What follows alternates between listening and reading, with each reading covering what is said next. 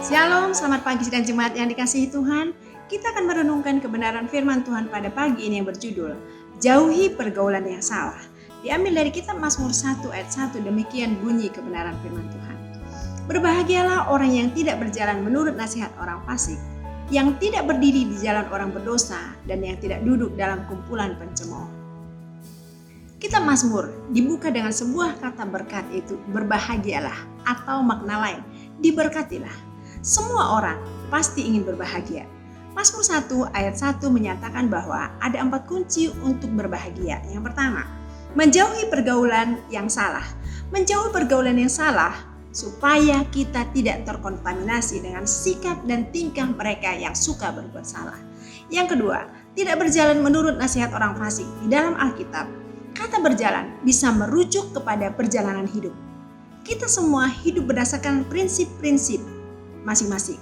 Persoalannya adalah dari mana kita mendapatkan prinsip hidup kita. Jika kita sering bergaul dengan orang fasik, maka kita akan menyerap banyak prinsip hidupnya yang fasik. Sementara sebagai orang percaya, kita memiliki prinsip hidup dari Alkitab. Yang ketiga, tidak berdiri di jalan orang berdosa. Di sini berdiri di jalan orang berdosa bisa berarti orang itu sedang menunggu kawan pergaulannya yang suka berdosa dan mereka berencana untuk melakukan dosa bersama-sama. Dosa tidak lagi dianggap sebagai sesuatu yang memalukan dan dilakukan secara tertutup dan pribadi, tetapi dilakukan secara bersama-sama dan dengan perencanaan yang matang. Yang keempat, tidak duduk dalam kumpulan pencemooh. Duduk bersama dalam kebudayaan Yahudi mengindikasikan pergaulan yang erat. Sekumpulan orang yang duduk bersama dianggap kumpulan yang memiliki identitas yang sama menurut kebudayaan Yahudi. Ketika Yesus duduk dan makan bersama dengan orang-orang berdosa, orang-orang Farisi kebingungan dan bertanya.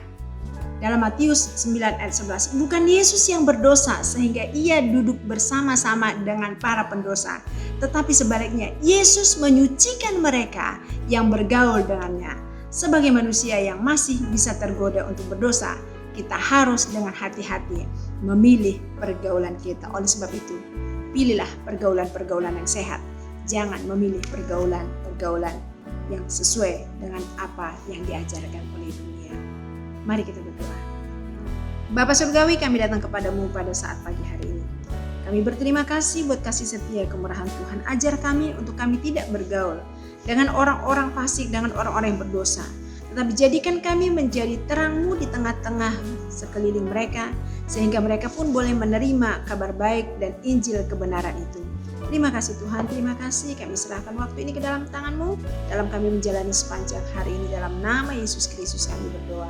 Amin. Tuhan Yesus memberkati.